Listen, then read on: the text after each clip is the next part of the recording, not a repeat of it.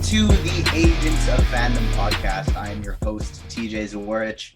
I'm used to having some kind of catchy tagline to go with to enter us, but we don't have that right now because we're not reviewing a show, so I haven't come up with anything yet.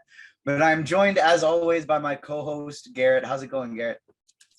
It's going good. It's been a long day, but ready to. A lot of news came out, so ready to talk about it all and break it down with you. Yeah, earlier in the week, we were worried that we had to come up with things to talk about. We scheduled the Batman draft that we're going to be getting in here at the end of the pod, but lo and behold, we got smattered with stuff today. So we got lots and lots to get into. First on the agenda, make sure you like the video if you're watching on YouTube. Make sure you subscribe, comment, follow us on Twitter at Agents Fandom, and then as well on TikTok, Instagram, Facebook, Agents of Fandom. Because especially on Twitter, we got some exciting things going on right now. You got to check out the Marvel Madness bracket we have going on. I recently advanced to the Final Four with my team I got going on. Ruben is in a tight matchup right now with Fax. Ruben, chime in here. Tell us why people got to get in here and vote for your team. Well, first of all, I haven't even seen my winning currently. Yeah, I'm looking it up right now because I have no clue what you were early on, but there hadn't been a lot of votes yet, so Okay. I don't know if it swung. Still not a lot of votes. It's 53 to 46 right now. You know, it's not. We got 17 hours left. I think the majority of the voting has already commenced, unless we get let's see who here can tweet something out. Nothing really. So.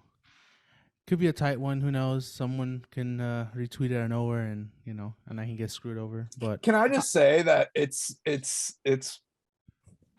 fucking wild that you two are about to be in the Final Four, and my team. Hey, don't jinx me, buddy. Don't jinx me, bro. You're gonna make it. I don't know how, but Ned has carried you through. Two rounds. The meme of Ned, the nostalgia of Toby, and the known power of Odin is carrying me. That's the trio right there. Because I'm not getting a lot of love from Hulk, especially from the group chat. You were berated in the group chat today for trying to stick up for Hulk, and I saw it and I was like, I'm just gonna let that go. Yeah, it's whatever. But I'll gladly take the W tomorrow and prove him wrong. I don't know what the Central Intelligence. What even is that like? It's like an AI essentially. Like an AI, but Ned's gonna turn it off. Ned's gonna turn it. Yes, he's the guy in the chair. I'm gonna try not to be bitter and just be happy that the Agents of Fandom are representing strong. You had a great lead, and if you would have gone about it a different way or left it alone, it would have been all good. But then you said a high school kid was going to turn off the Kree Supreme Minds that has all the greatest minds of every Kree that's ever lived in it. What do you think a sling ring does? You tried to die on the Hulk versus Thanos hill. When we saw that fight, it didn't go well for Hulk. Yeah, it did not go well. But it's okay. But that was all behind the scenes until now. I'd be upset if I was losing. I'm not losing right now. So fair. Yeah, I know how it feels to lose. So. Oh yeah, I know. But we'll see. I don't even know who would be my opponent. Would it be GJ? It'd be me. Oh man. Would it? I thought it would be who beat Caleb. No, Wouldn't it be MTF? It's MTF against tomorrow's matchup tomorrow in the semi. And then it'd be me against the winner of Ruben and Fax. Wow, we did not set up that bracket well. If that's it was. I mean, it was all random, so I mean, we couldn't really have a choice, but that's all right. Unfortunate. Well, my run was fun while it lasted. Well, if you haven't tuned in, you could go to Twitter and vote at our page at Agents Fandom. There's still time. There's still more matchups. So if you haven't get involved now. Yeah, it's been fun. Having a blast being a part of it. We also secured Cam Hayward for next year, tentatively, supposedly. So that's Let's go. Pittsburgh Steeler defensive end, Pro Bowler Cam Hayward is supposedly going to be joining us for next year. So yeah, Closet big things nerd. coming with the big things coming with the Marvel Madness draft in the future. Yep. Yes, sir. So tomorrow's final matchup of the Elite Eight, we have Team Comic Book Saga going up against our pal Randy. So that should be a fun one. Boo, Comic Book Saga. Boo. They took Garrett out in the first round. He's still a little bit bitter. I think Randy probably is going to have that matchup, but we'll see how it goes. If Randy beats them and I don't beat them, come on now. Let's be honest. Come on. Randy is good at swaying the people. He is. And I love Randy to death because he went to bat for me as if I like paid him to advertise for me. Like he was in the comments just like going for it. And I didn't pay him, by the way, to clear that up. But he was representing me, you know, as if it was his 9-to-5 job. So shout out Randy. I hope you win. But I hope that we can all retrospectively look at this and say, wow, Garrett's team definitely would have smoked us. Anyways, moving on. Other than mine. We could talk about Marvel Madness for an hour because it is a lot of fun, but we have way too much to talk about today. And we're going to start with some Marvel news. And one of the biggest things of all, speaking of Team Comic Book Saga, their first overall pick, the Scarlet Witch. And the only reason they won, let's be honest. This sounds like the rumor is that the Scarlet Witch is going to be getting her own solo project. And on top of that, we are going to be getting something else that might be centered around Wiccan as well in the future. This seems overdue. The Scarlet Witch is like, seems to be people seem to be as excited about her, if not more excited about her incoming Doctor Strange in the Multiverse of Madness. Garrett, what do you think about her getting her own solo project after this? You know, to that, I say, duh. You know, I think, you know, chalk this under the list of news that like surprises nobody. Yeah. I mean, good for her. We're all here for this. We all want to see this. We've all been invested in Wanda for a while, and when WandaVision came out, it just, as we've said on this podcast before, it ejected her to a new level. She arguably, possibly not even arguably, has the hardest stan base in the franchise.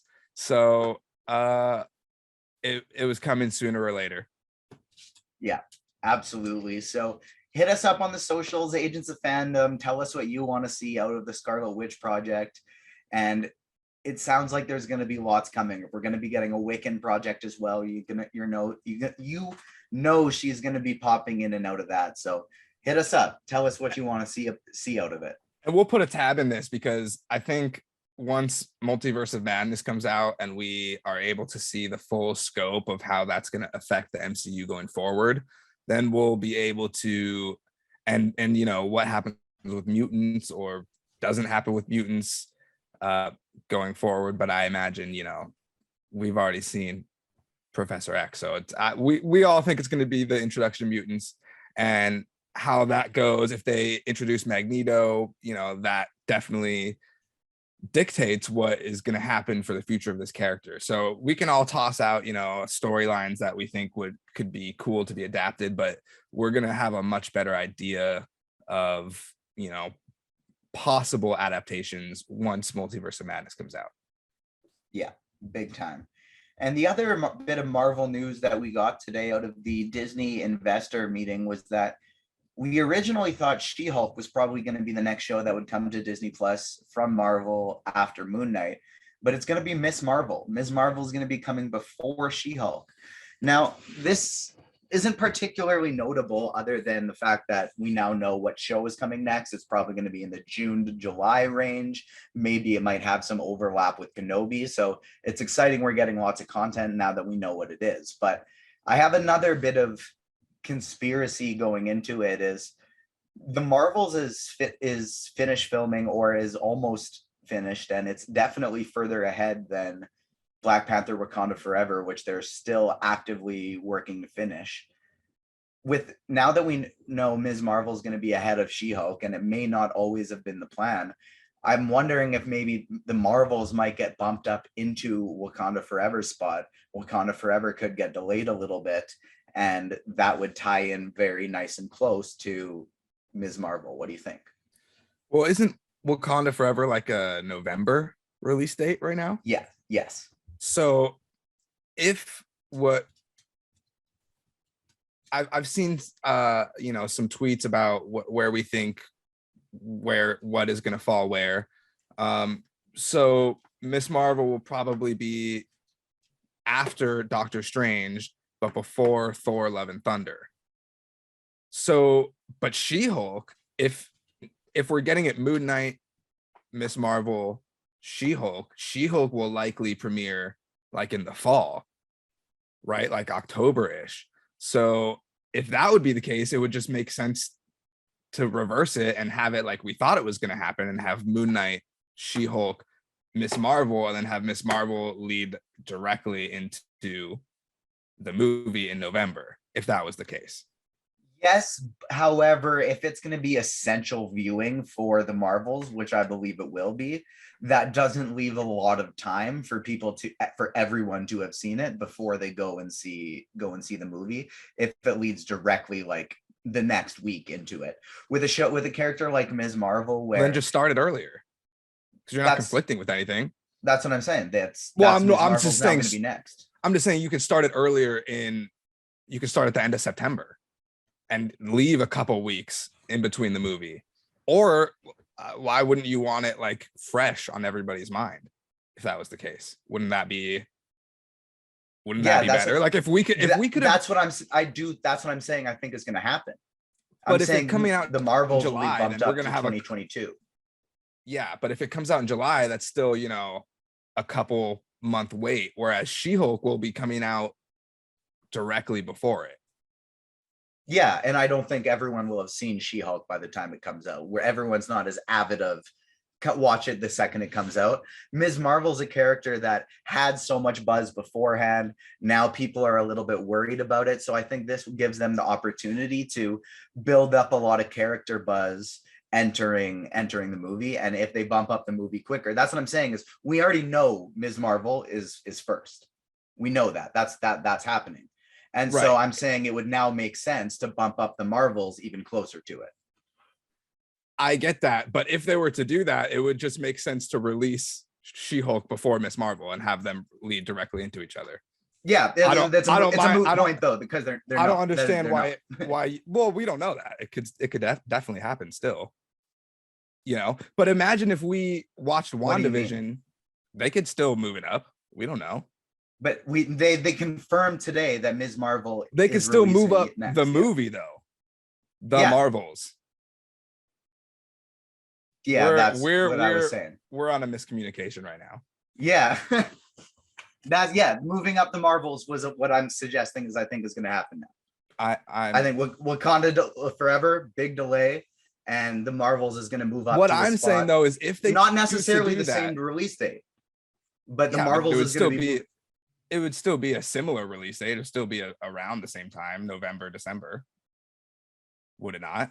Potentially, we don't know. But like so if that sounds likely, right? So Black Panther was delayed and the Marvels moved up in its place. It would have just been better to not have move She-Hulk to a different date then. I still think that having Miss Marvel and the Marvels come out at a closer time would be better. Is all I'm trying to say. Yeah, I do. They're going to be closer together than they would have otherwise been, though, is if we get this switch, which I do think is going to happen. Still think it's TBD. They haven't. Yeah, they have there's been nothing like an announcement to suggest that that's going to be happening, but I do think that could be something that's going to be happening as Wakanda Forever still not finished. Right. And who knows when it will be based on everything that's going on. There's a lot going on. Speaking of delays, this is one we're speculating, but one that has been confirmed today is some DC ones. More, we don't really know why it's going to be happening, but Aquaman bumped to 2023. The Flash bumped to 2023. Shazam was moved up to 2022. Black Adam is sticking in 2022, but it also has been a delay. What does make sense is they've been test screening Shazam for a long time. And so this one's been ready. It's good to go. And we don't know why they're doing all of these delays. Is it could be things aren't ready, we don't know, but we do know Shazam's been done or close to done for a while. It sucks that we're not getting these movies for a while now, especially with the Flash.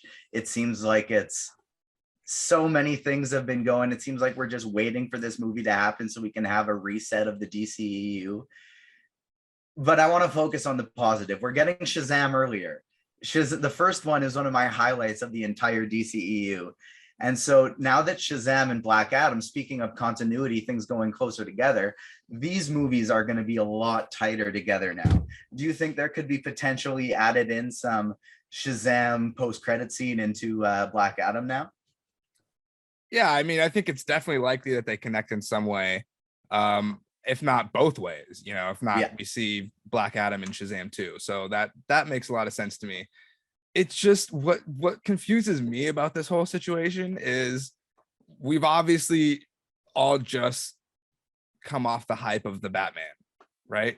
We all loved the Batman. It drew in a lot of money at the box office, the most since No Way Home.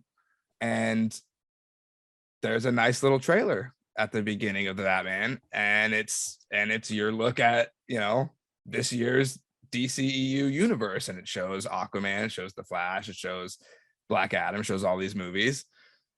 And a couple weeks later, that's just no more. So I'm curious, I don't think we've gotten any reasons as to why this is, but it definitely doesn't look good, in my opinion. Yeah, no, it doesn't look good by any means. Like, from the Marvel standpoint with the scheduling stuff, we speculate, and at the end of the day, it's all kind of positive and exciting stuff, because it's like, well, why is She-Hulk going to be there? But maybe somebody's going to show up in Ms. Marvel, and and then they're going to be in She-Hulk, or something like that, or maybe somebody in She-Hulk is going to lead directly into the Marvels. We have no idea, but it's exciting to speculate. On the DC side, it's a bit more of a negative speculation, because it's like, why are they doing these things other than, well, pandemic could be one thing, but the Batman seems to be going well. Spider-Man No Way Home still blew things out of the water.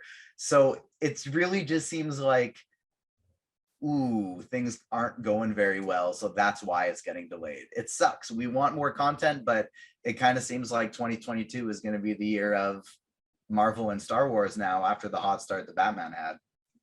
Yeah, I mean, the difference is when stuff gets delayed with Marvel, it's never been a catastrophe, whereas we've seen with the DCEU some just box office disasters, some movies that just aren't good, movies that people don't like, movies that are incredibly polarizing, and the consistency just isn't there. Are there great DCEU projects? 100% there are. Not hating on the DCEU at all. I'm just simply pointing out that the consistency of Marvel has been greater in the past, and therefore when we hear these issues, we're more likely to just, okay, we have faith that they're going to work it out. But in the DCU, when we have these issues in the past, it hasn't necessarily turned out positively. So, and then also I don't really ever remember seeing a trailer, like a short little 30-second teaser trailer from a studio that I've seen. I think it was at the Super Bowl. It ran in their biggest, box office movie that they're releasing right now. Have you, correct me if I'm wrong, but is that something that's been done before? I have no idea. I've never seen it. Yeah. Right. So it's weird to WB, come together. I feel like usually shies away from Super Bowl stuff. Yeah. It seems, when I saw that, it seemed like a commitment, Yeah. It seems weird to get together, to fund the resources to do that, to have it at the Super Bowl, to have it playing in front of all the Batman screenings. And then for just a couple weeks later, by the way, that's actually not the case anymore. Yeah. So that's kind of just my thoughts on it.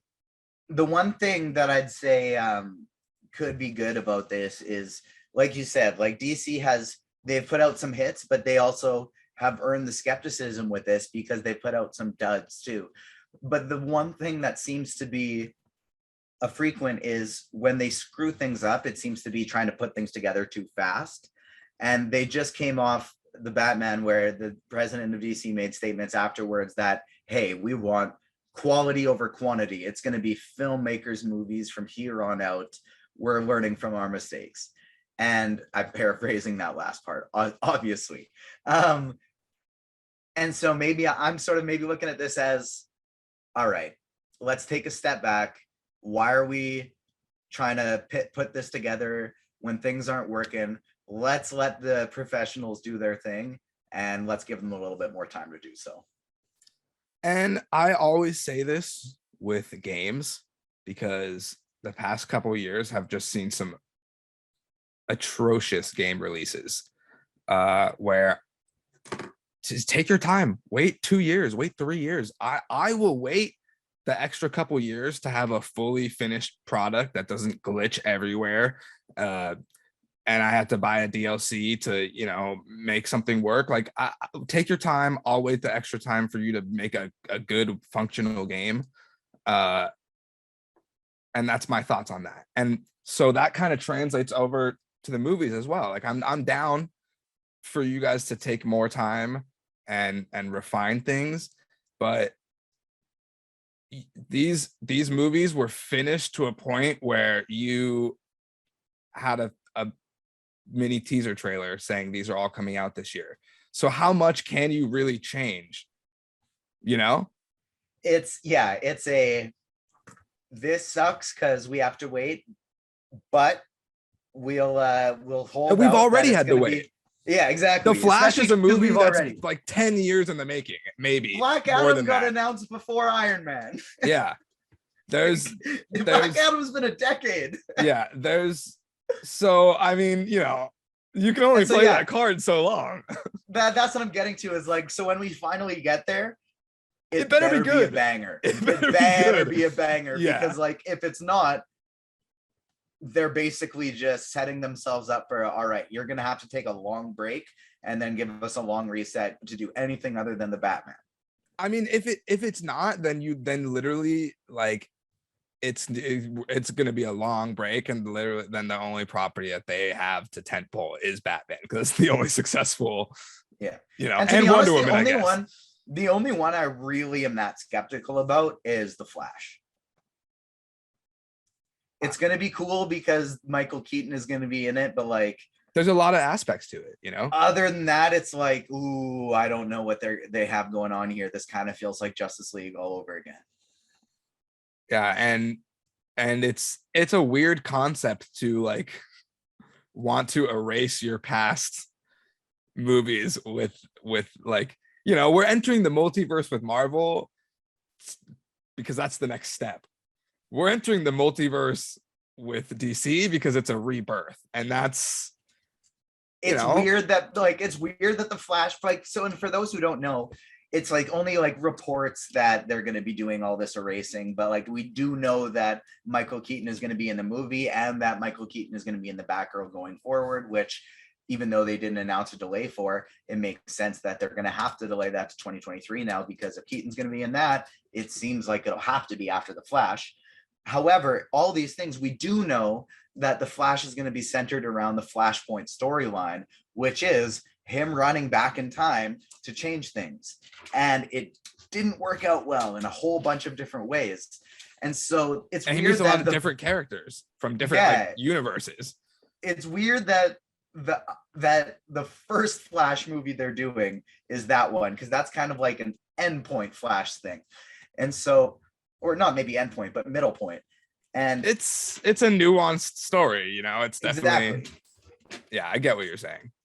The other thing I'm really hoping to see, though, outside of like, I'm looking forward to the Keaton stuff, but the one thing I'm hoping to see is the other side of the Crisis on Infinite Earth scene from the CW crossover. And so in that one, Grant Gustin's Flash is running all over the place, and he runs into Ezra Miller's Flash in the Speed Force, and they acknowledge each other.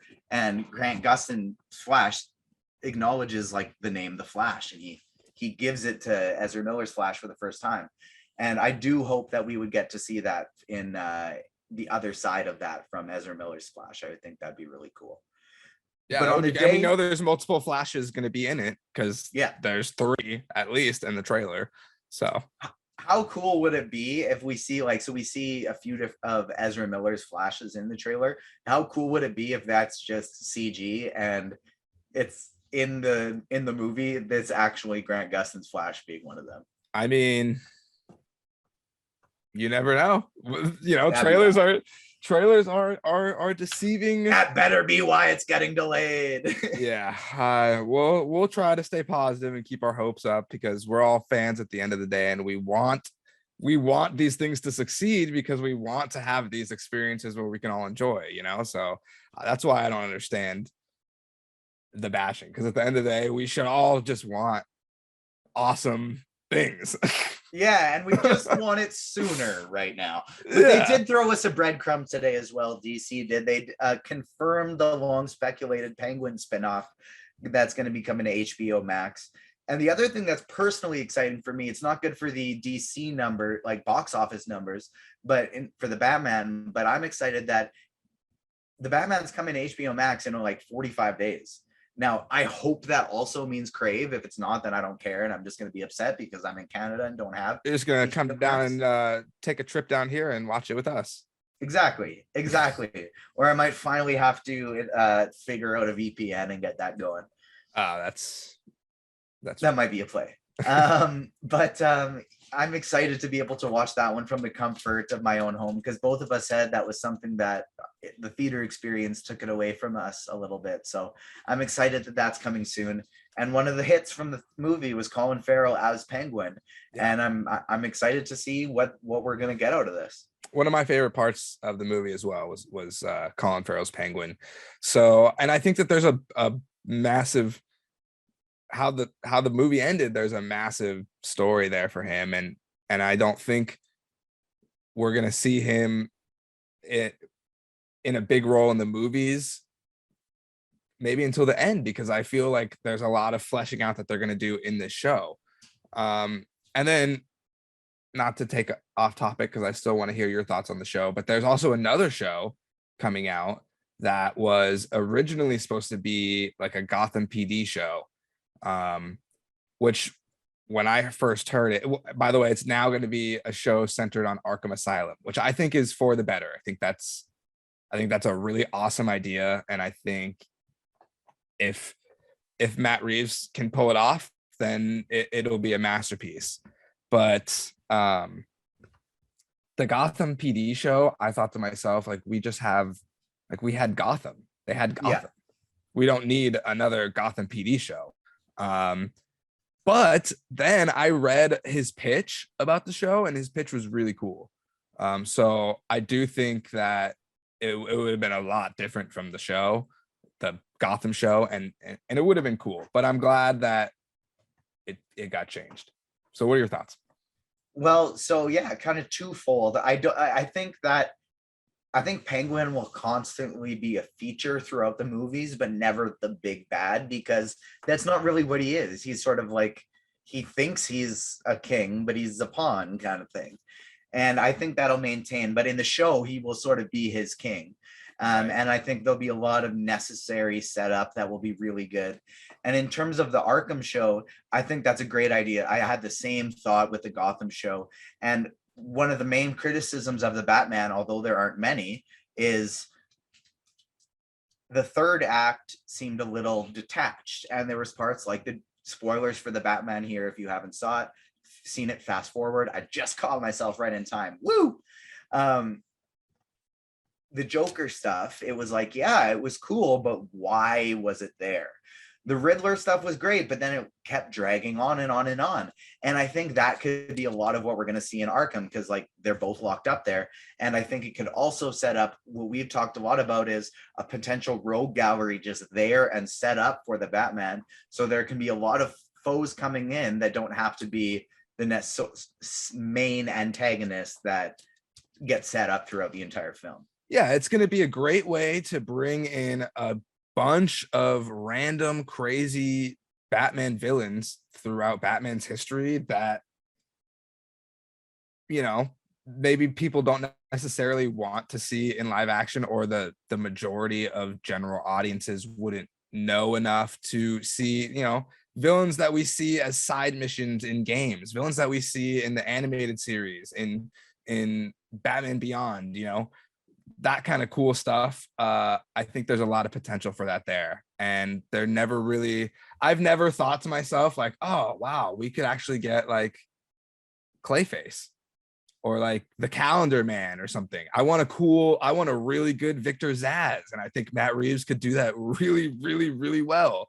I mentioned in my sequel talks during our Batman pod, I want to see Hush, and Matt Reeves has said that's someone he thinks could be a cool villain to explore in the future. So the possibilities are great, and I'm so excited for that. And I just hope the rest of the DCEU can be this quality, and I want to be this excited about the DCEU. So I hope that can come in the future. Yeah, I agree. And there will be lots more Batman talk in our Batman draft coming later in the podcast. But all this news that hit today, and we haven't even hit the biggest and most exciting part yet. Obi-Wan Kenobi finally hit us with a trailer, and it was an exciting one. It showed us a lot with showing us very, very little. There actually wasn't that much Kenobi in it, but it also just got me so excited for more, because we also got the first look of him in a magazine as well today. And Ewan McGregor's looking good. Old man Kenobi, he's not Ben yet. He's still Obi-Wan, but he's starting to look grizzled and he's looking good. What did you think of the trailer? General thoughts? I just want to first say, I want to take us down a little trip down memory lane, if you will. TJ, let me sit back, relax. I'm ready. Get comfortable. Do you remember about 4 weeks into us starting this podcast, there was a big day coming up, and we thought, oh gosh, it's going to be a long day. We might live stream this. It's going to be crazy. There's going to be a lot of announcements, going to be a lot of trailers. This episode was released on November 12th. And November 12th was the day that the world expected the first Kenobi trailer to drop. Well, today, folks, is March 9th, and the first Kenobi trailer is finally here. And you know what? I enjoyed it. It could have been literally just sand, and I would have enjoyed it, because it's been so long. We've been waiting so long for this. I hate sand too, and it would have been real poignant, and I still would have loved it.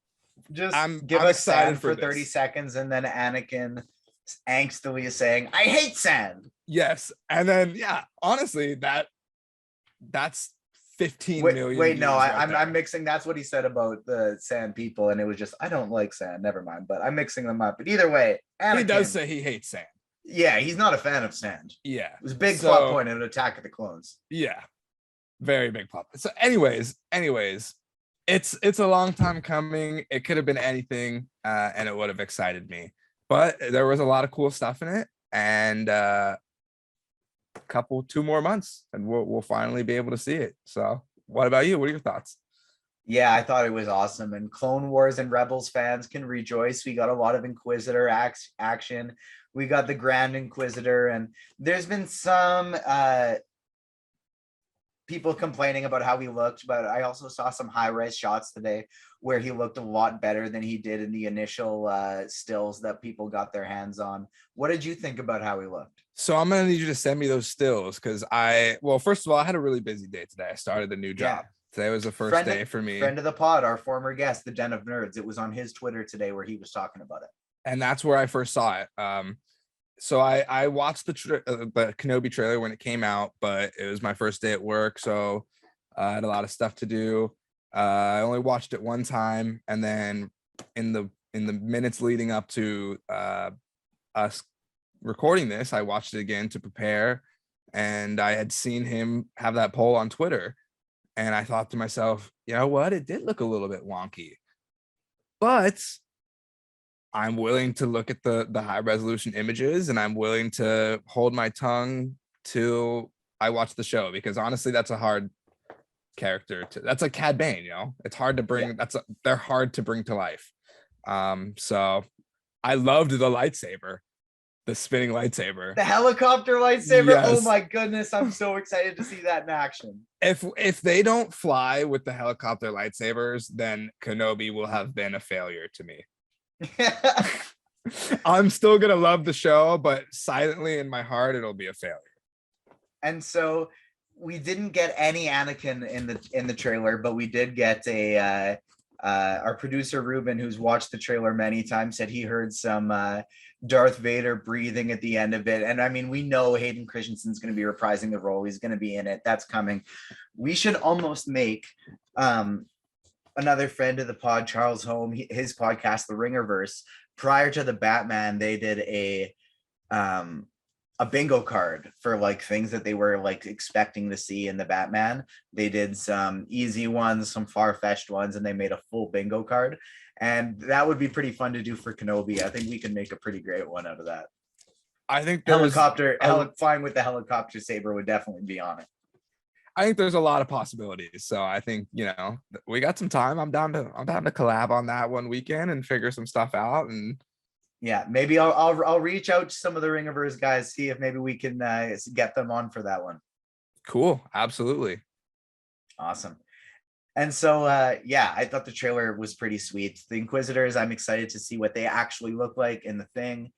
And yeah, the trailer didn't give us much, but it was exciting. One cool thing that we saw, shout out to Daniel RPK, he tweeted this out, was that we are both very big fans of Star Wars Jedi Fallen Order, the video game.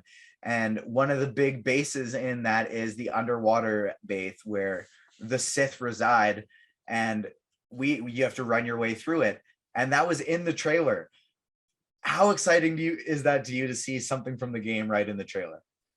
Well, it's my dreams come true. I don't know what else to say. First of all, it's a great story. What an amazing story that game is. And that's at the end. And it's I don't want to spoil anything for maybe anyone who hasn't played the game and is looking forward to doing that in the future. But when you have to escape this place, it's like a horror game at some points. It's crazy. And so that makes me, where is that game in the canon? That we're canonizing this game officially. It already was canon, but we're bringing this game some context, and I am so looking forward to finding out, are we going to see Cal Kestis? We have to see him, right? We're going to see him at some point. It had to have always been we just the plan don't know when. If they were casting Cameron Monaghan, right? Yes. They had to like know they that. They wouldn't have done it that close, I don't think, if they were planning on continuing that. Like we need to see Cal, and we need to see BD1. Like they gave us the BD droid in the Book of Boba Fett. We need BD1 and we need Cal Kestis. And they're working on the sequel right now. So who knows? Who knows if the sequel leads into the game sequel maybe leads into a show or the game took place prior to A New Hope. Okay. So that tells me we probably wouldn't be able to see, like, we won't be able to see him in Kenobi, I don't think. I don't think so either. We could maybe see his former master. That's possible. And here's what, because the game starts off with, or we see flashbacks of, him training with his master. And at one point I think we see Order 66 happen and him escape. Correct me if I'm wrong. I believe so, yeah. And then it cuts to however many years later. At the beginning, he's hiding out as like a scrapper on this planet. So we know that I think it's 10 years or something has passed. He was a kid, now he's like a teenage young adult. So I don't think we will be seeing him in Kenobi. I do think his master probably is not likely unless we get a flashback to before Order 66. But that leads me to my question I was going to ask you. Who do you think, who is your surprise character, your wild card to show up in the show? Honestly, I haven't even thought too much about wild card just because I've been so excited to just see Hayden Christensen back as some Anakin Skywalker, Darth Vader stuff. And I just can't wait to see this dynamic between the two of them. So you're not gonna. We always do this, man. You can't chuck out come on, I know you got. I'll get okay. someone So down you there. do you? I'll go first. I'll go Yeah, first. you go first, and I'll give you some about time to ponder on it. Yeah. So there's ever since the prequel trilogy, there's talk of, did Mace Windu survive? Was Mace Windu killed? And I'm of the personal belief that, you know, he would have been able to survive and make it through. And I think that the timeline of this show would give him enough time to recover and meet up with Obi-Wan. So I'm going to say Mace Windu as my wild card. I love that. I think that's absolutely fantastic. And I'm going to come back to you for the next pod with a great, well thought out answer, because I'm just having trouble like piecing together where all the timeline is right now. And so I want to make sure that I actually give somebody that's like not 40 years in the wrong. I'm thinking position. That it's going to be like pretty close after Revenge of the Sith.